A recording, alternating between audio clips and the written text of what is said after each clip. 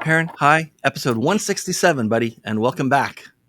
Hey, thanks, Dean. Love to be back. Okay. Thanks again for being here. I really appreciate it. Okay, so tell folks a little bit about you, and then I have three different hypothetical scenarios to walk us through. Ooh, fun. So I'm a fractional CMO with Alt CMO. We're a team of construction-focused fractional CMOs. Been doing construction marketing for almost 2 decades. All right. So here's my first scenario. Okay. It's day one. Your client is actually in your town. And so you're on site for day one of your new engagement. Okay. Uh, as you walk in on day one to start off being the fractional CMO for some period of time, what's like the dream scenario for what you might walk into, and what's the nightmare scenario for what you're going to walk into? Uh, Dream scenario is they kind of got this year figured out. They're really looking more at the long term. Okay. One of my favorite clients told me that last year I started work with him. He's like, "Look, I'm Perryn. I'm good on 2024. I need your help for 2025 to 2030." Mm-hmm. And just they understand marketing is a little bit more of a long term investment, and really trying to get to that next level. The company's profitable. We're not worried about paychecks for making payroll next week. That would be more the nightmare scenarios when it's just we need money now, and money now is expensive to go get.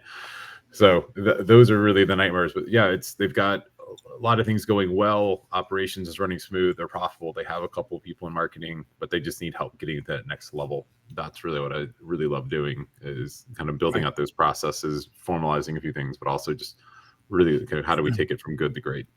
Okay, so then let's stick with that sort of Yeah. on-site day one kind of thing. You Yeah. get your meeting, 15 minutes, whatever, with the CEO, and the Yeah. CEO, like most CEOs, especially the good ones, it's very like factual, right? It's like lay Yeah. it out. There's no point hiding stuff. Nope. So this one, the CEO, very self-aware, and says, "Perryn, look, man, I understand that you deal with a lot more CEOs than I'm ever going to deal with CMOs. Yeah. So tell me, is there anything that I should start doing to make sure that we get our money's worth of you being here, or is there anything I should not do anymore so that we get our money's worth from you?"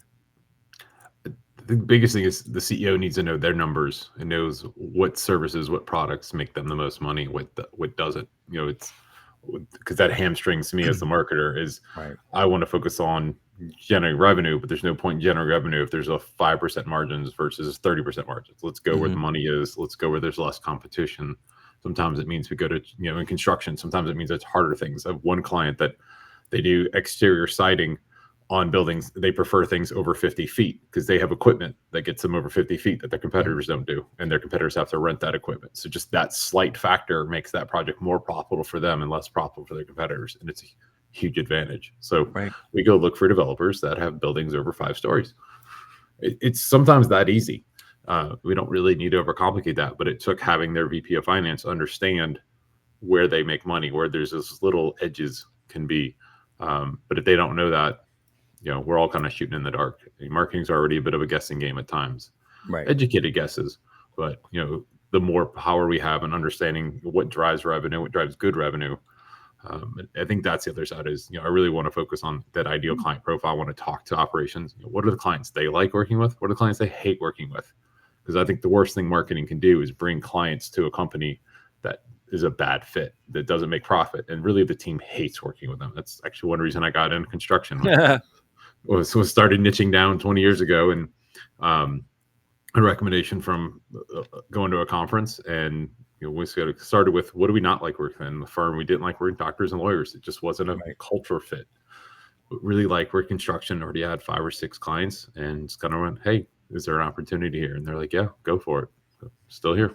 Right on. Okay, so then let's switch gears. New Yeah. hypothetical. You're the keynote speaker. You're on stage. There's 250 people in the audience. They all came out of corporate. Every one of them became a fractional CMO yesterday. Okay. They're like straight out of the gate. Like they don't even Yeah. they don't even they don't know where the bathroom is in their own business. That's how new they are. Okay. So we're going to go over 3 things as parts of your speech. And the first part you're going to talk about is you're just going to say to them, like, guys, brand new, being fractional CMO. Yeah. I can tell you, you're going to be shocked by what? tripling your revenue, your former income isn't enough to make money because now you have to pay for your own benefits, your own taxes, your own overhead. So that's kind of a teaser. I've seen some of the companies that push people to do fractionals and buy their processes and their kits. Really? Oh, just make to these clients and you'll triple your revenue. I'm like, that's really not enough to survive. You're actually going backwards. Right. You always, because number two is you always have to be selling. One of Right. the challenges as a fractional is you hit a capacity, 3 clients, 4 clients, 5 clients, whatever it is. It's one of the things we do at Alt CMOs. I'm not the only CMO. So if I'm busy and a good friend comes to me, it's like, hey, I really want to work with you, Perryn. I can either push them to a colleague that's, hey, Kevin, Ryan will take care of you, or I can maybe take one of my current clients and hand that over to someone else that are fit, and I can take the client on myself. Or just I've had a friend come in one time and was like, it was not health construction, but they trusted me. I'm like, this is financial, healthcare financial. I'm like, I don't know that, but we had a friend of the company that took care of it for him, and it's good to have that. And I guess the third one is kind of leads into is have a network of other CMOs, especially if you're going to go niche, which I highly recommend.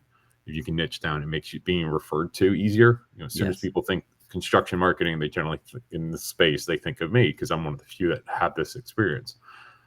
I don't want healthcare financial services clients or things like that, and it doesn't mean I'm super isolated. Actually, it's kind of interesting about construction. It's quite broad. There's 30 plus different trade contractors. There's the suppliers, equipment. Then there's just your traditional general contractors. Right. One of the things I'm even seeing more recently, I've been working with a lot of construction tech firms because I understand the buyers so well. So I don't have the huge strength as a normal SaaS CMO, but I understand the buyers so well that SaaS people generally don't understand. Yeah, I can wholeheartedly agree with that. Every year, this is my my 4th anniversary. Cool. In my company was last December, and so I'm like, I'm in year 5 now, and every year the number of things that I do drops. Yep, it gets smaller and smaller, and you'll just like people will come to you and say, hey, can you work with this kind of company, or can you work with my kind of firm? And you just, I don't really do that. Here's someone else. I refer out a lot because I'm a copywriter, and the only thing that I do is I write for the first few moments up to the first few minutes of some prospect's attention. Right? Yep. I don't write for people who are already interested in that company. I get hired to make people interested in that company. Yep. Right. And so like throwing away or pushing aside almost all of those types of writing that I could do but won't do, my revenue doubled last year. That's awesome. The more that I just keep like pushing down and focusing on just those first few moments of someone's attention, so usually in B2B prospects, then the more money I make. It's like, everybody, in case this isn't clear from what Perryn has said and what I have to say, niche down. Right? Yeah.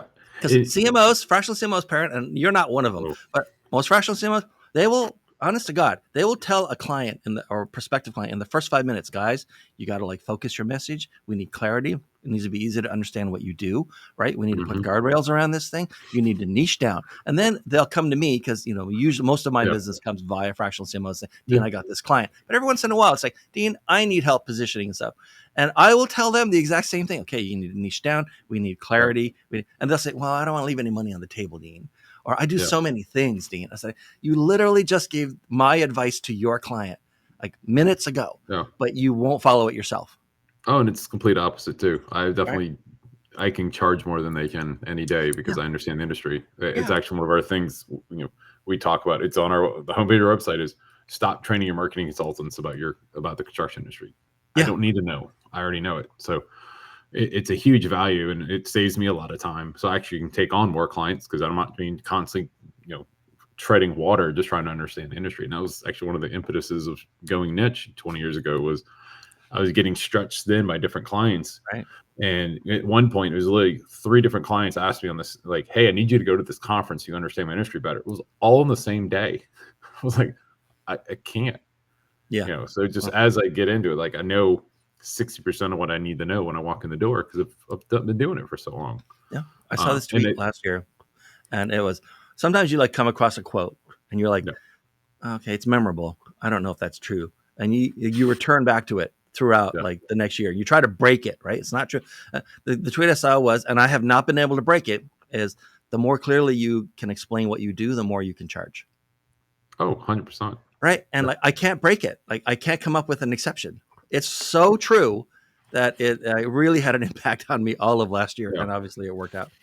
Well, Okay. and I want to go back to your example. I think it's really interesting is most people, when they think niche, they think industry. Like, I'm focused on construction. You're focused on more of a skill set. Yes. And you can actually work with other copywriters that might be great at ghostwriting books. But that's not your niche. You're going to help them write the opening page for that book, maybe, or the back cover. And that's you got it. So I think that's a huge issue. There's some companies out there, all they do is homepage verbiage. That's it. So that's a huge part, especially if you're an e-com business, things like that. And there's one I highly consider using, and they charge $15,000 just to rewrite the homepage. And I'm like, huh? But they have the backing, they can prove it, and they do it all the time. Yeah. I'm going to need the name of that company later. Okay. Okay. So the next question, you're still on stage, is guys, I got to tell you, speaking as a fractional CMO, many clients and many of your clients just don't understand what? Marketing. Like, just in general, like, just they think marketing is anything from, promo items, keeping that closet full, to events, the social media. I had an engineering client years ago was like, I'm trying to hire a marketing person. I just don't want her spending all day on social media. I'm like, the company's been around for 75 years. And social media's been around for what, 10? So what would your marketing person do any of those other years? There's all these other things. And marketing is so wide. It's kind of, we've become the catch-all. We're essentially, we're not HR, we're not finance, we're not IT, but we work with all of them. And, we become really much that. And because some of it is, especially in the construction industry, a lot of marketers actually started in the admin role. So they're still treated as that admin role instead of treated as overhead. And some of them have been able to break through and really hone their craft and learn. And but also the other issue we have in the construction is so many of them started with proposals. Marketing is proposals to them. And I worked with a big company a couple years ago as a consultant before I went fractional. And I was talking to others. This is 700 person company, 1.3 billion in revenue. And they had this 4-person marketing team. And I'm hearing from all the VPs and executives, like, we just don't get really marketing out of them. Because you don't have a 4-person marketing, you have a 4-person proposal team. Right. You have no marketers in house. So we had to recraft what that means and really define. And we actually moved the proposal team to go underneath the new sales manager role, because it was really a sales function more than a marketing. And they actually have to work together. But that's one of the biggest things is just, and I think that's one of the challenges CMOs have is especially if you're the first, sometimes if you're a placeholder, if somebody's out on maternity leave or they're transitioning, they want to have that temp CMO, there's definitely a role for that. But a lot of times I'm the first CMO. Sometimes I'm the first and only marketing hire this company's ever had. So you really have to help define to them what is marketing. I even had a large company who has in-house marketing. They just went through a leadership change. 2nd generation retired, 3rd generation's taken over, and they sent an email at Friday at 5 o'clock or 7 o'clock at night. I'm like, I knew this was happening. I didn't know it was happening today. Why did you not tell me? He's like, well, I didn't think that was your worry. And everyone knew it was coming. I'm like, we could have crafted the message better and a better timing and made a better impact if we would have just had an hour conversation about this. But he just really is like, I've never had a marketer do that. I'm like, all right, well, next time when you decided to retire, I need to be involved. So, okay, final question then. You're still on stage, but some intern is trying to like signal you to get off, and the music's coming up. And you say, guys, like, they're making me leave, but I got to tell you, like, I want to leave you with one thing as I walk off of here.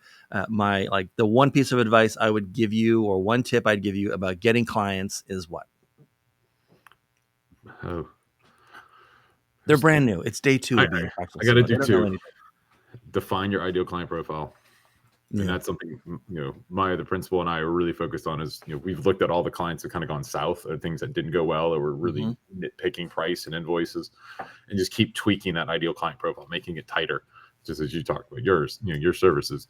And the other thing is just constantly be networking, and not necessarily with other CMOs. I think that's the comfort group is, let's go to another marketing group. No, I like to network with construction fractional CFOs or fractional COOs or people that are specialized in construction, but that can help open the door for me. But also I have a client. It's like, hey, I know you're big in your network and stuff. I need this. And it's like, okay. Like I've literally introduced one of my clients to 5 people in my network in the last 3 months. And it's a huge value to the point where like, I think I'm actually providing more value for my network than I am my marketing strategy right now, which says a lot. So, Yeah. Okay. So yeah, the speech is over, and now let's talk about talking to prospective clients. yeah. So hypothetical number 3. You talk to a lot of prospective clients. So you're talking to a lot of companies, therefore, a lot of people who, you know, uh, think they know a bit about marketing. Thing about marketing is there's always like a new shiny thing, right? What, Yes. as you talk to prospects and they're talking to you about topic A or topic B, Yeah. what are they overrating and what do they underrate? What is something that you think is just like criminally underrated that your prospective clients never seem to bring up, but boy, it would be like super smart if they focus something Yeah. on it? Brand positioning Is is the over or under? most underrated piece. If you get it right, it Right. feels wrong. Like one of the Yeah. quotes I heard, you're talking about quotes earlier, is good marketing feels invisible and it doesn't feel like marketing. Bad Feels like the marketing company. feels like marketing. Yeah, Yeah. it is. You walk into a store, you walk into a company, and it's like, Yeah. oh, this just feels right. Like I get it. Everyone's on the same page. Everyone knows what's going on. It's this cult, and they always assume, oh, that's the culture of the company. No, that's marketing. That's the right brand positioning. And good brand positioning just is like it makes everything easier from getting clients to getting employees, just keeping employees and really understanding that. And one of the things I've warned companies over the years is when I do rebrands is like, once we define who your brand really is, you're going to have some good employees quit. Mm-hmm. And they're like, what do you mean? I'm like, they're not going to fit the mold. And that's okay because you're going to replace them with people that are even better that fit the mold that you're trying to fit. And they're the whole company, the whole team will raise up. So it's in it every time. It sometimes takes a week, sometimes it takes a year. One of the best employees leaves, and the point where I get a call from the CEO or whoever I'm working with, like so and so just quit. I'm like, I told you that was going to happen. Like, Yep. it's because you're identifying, especially when you first identify your core values. Like I had an IT firm years ago I worked with, and one of their core values was we're going to stay above and we're going to stay late and get the job done. Well, one of their best employees was a single mom that had to get home at 5 o'clock to relieve the babysitter. Period. She couldn't stay late, and that was something that they were pushing out. And it was an operational issue that was essentially band-aided in the past, and that became a core value. She's like, I can't. So she left, and then as her kid got a little older, she came back because she now fit to the mold, and it was a great fit. All right. Then this next question is either the easiest or hardest of all the questions, which is, hey, Perryn, what's marketing? It's everything in a sense. It's I'm usually trying to find the brand. Brand is not the logo. It is Right. everything that represents your company. It's essentially marketing is kind of all those communications that you're having with your audience, and what your company stands for. Okay. Good answer. All right. And then as you're talking, this is the last of the 3 for this scenario. As you're talking to prospective companies, right? And they're trying to decide if you're a fit for them, and Yeah. you're trying to decide if they're a fit for you. What's like a red flag and what's a green flag when you're talking to a prospect? The red flag is when they're desperate. They're just treading water. They don't know what makes them money. I'd worked with a demolition and dumpster company that they were kept pushing, like, we need to push more dumpsters. We got dumpsters in the yard. We need to push dumpsters. And finally, like, how much money do you make on dumpsters? And it essentially would break even if we had a good acquisition cost. Mm-hmm. I'm like, why are we pushing dumpsters? Sell the dumpsters. And it Mm-hmm. literally, like, the prospect's like, wait, you're telling me as a marketer, instead of marketing my dumpsters, you want me to sell the dumpsters? I'm like, yeah, sell them for scrap metal. They're a waste of your time and energy. And that was obviously not what they wanted to hear, No. because they wanted to have someone help them sell dumpsters. But it was going to be a loss leader, and that was the only thing, is if that's going to loss leader and essentially be your outdoor advertising, Mm-hmm. we can make that work. But we have to go into that with that's the business model, Right. but that's not.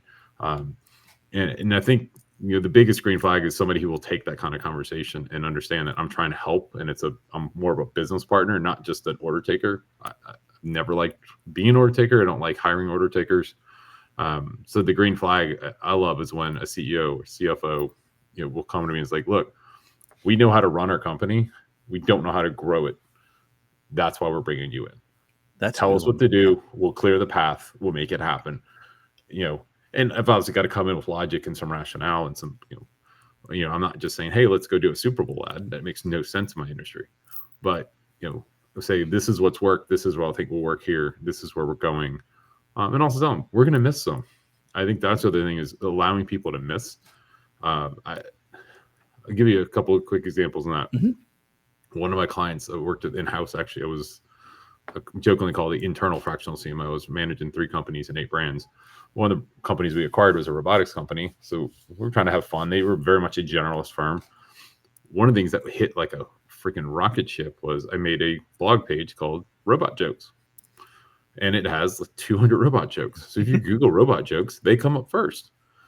And it was their way to just kind of really somewhat spam the system because now robots all over the page. It's very organic. Mm-hmm. But we actually can attribute revenue from that blog post through using lead forensics. We could see people started on that page and they go visit another page and they come back a few weeks later and they go to a couple more pages, and then I could tag them into certain deals we had in HubSpot. So it actually made us money. This kind of silly thing that I was just trying to do to drive up some search rankings, which actually didn't drive any search rankings, which is with a goal. But on the flip side, we did this big robot March Madness thing. Like during the Final Four, that whole time we did this 64 robot bracket challenge and had people vote which robots would win and their fan favorite, and trying to make sure it was not a battle of the robots. It was what the fan favorites were. It was tough to get any traction. I was texting friends, pushing this on my socials, having the teams do this, and like we got no traction. We probably spent at least 100 hours developing that campaign, and it just went nowheres. R2D2 won, by the way. He's the fan favorite. If anyone's curious, yeah, it's very natural. But when it came up to like, hey, should we do this again next year? I'm like, no. Even though 90% of the work was done, we just kind of had to reorder. So I'm like, it just didn't take off. So we canned it the next year.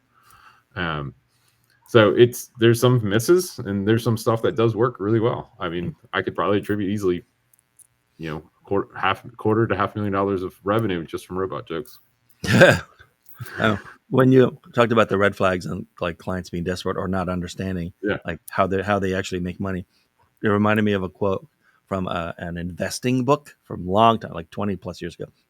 And the guy had a great quote when it came to like understanding buying stocks and risk and stuff. He says, if you don't know what kind of person you are, investing in the stock market is an expensive way to learn. Yes. Yes. I had a CEO tell me one time, he goes, I made the $1 million mistake of buying a certain company, and I know what not to do when acquiring companies now. Yeah. Well, luckily it was only $1 million. So yeah. And recoverable. Okay. So do you have a question that you'd want to like put out to the world of fractional CMOs? Or do you have a question for me? Either one. And you don't have to answer this one. Yeah. And then we can move on to the next one. But I like to give people a chance just in case. Yeah, I was planning to ask if we had the other CMO, what are their red flags? So I think that's a very interesting question. Of just it's also interesting is one company's red flags is not another, right? And I think that's what's very interesting. You can read all these lists of red flags for prospects and all, and I was like, no, that's actually really I like that. That's a green flag for me. The same, if you're dating people, a green flag and a red flag it can be the same thing for different people. So, no, you and I had some chatter, when we did our pre-call and stuff, just kind of how you've built your system and all. And I think is very interesting. And I think CMOs should actually look at what you've done and, just how you're using something that's very authentic and helping educate people with your podcast is driving still revenue to you. That's why you're doing it. It's driving a lot of you're revenue. not hiding it. Yeah. But and I think that's a great way to do as CMOs is just how do we add value and education to our audience? Because we can only ask people to buy me so many times. And I hate buying messages, and it doesn't work in my industry at all. And so the more we can do is educate and build those relationships that way, I think it's great. I think you're a great example of that. So I can tell you that from the podcast point of view, and the idea from the beginning, in case anyone ever decides to design a podcast, is to not care at all about the total size of the audience. and whether you're going to grow it. Right? I am not the personality that's driving this. Start with the audience, the ultimate audience, which is companies who are looking at hiring a fractional CMO and what kind of things they would want to know. And then I work backwards to the fractional CMOs. And then I work backwards to me and not the other way around. And it worked great. Last year, I just done as an example.